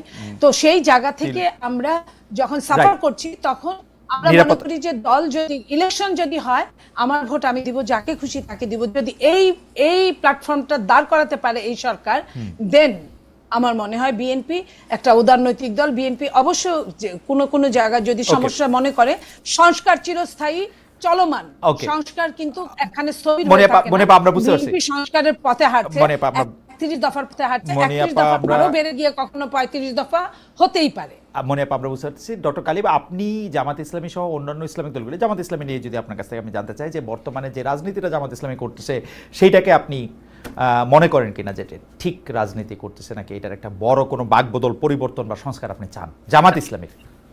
আমি মনে করি যে মানে জামাত ইসলামের কয়েকটা অ্যাডভান্টেজ আছে। একটা হচ্ছে যে এটা মানে খুব লুজ পার্টি না, খুবই অর্গানাইজড পার্টি, এবং তার ফলে তারা এক ধরনের কোয়ালিটি কন্ট্রোল করতে পারে, এবং তারা অনেস্টি এবং কোয়ালিটির যে কম্বিনেশন এখনকার প্রজন্মের মধ্যে আছে, আমি মনে করি যে এরা কালেকটিভলি এই দেশকে হিউজ কন্ট্রিবিউশন করতে পারে। Okay. জামাতের দিক থেকে শুধু একটা পয়েন্ট আমার, সেটা হলো যে পলিটিক্যাল এজেন্ডা বেস তাদের যে পজিশন সেটাকে একেবারে খোলামেলাভাবে জনপরিসরে তাদেরকে ব্যাপকভাবে আলোচনা করতে হবে যে দিস ইজ মাই স্ট্যান্ড, আমার মনে হয় যে আমি ডক্টর গালিবের কথার একটু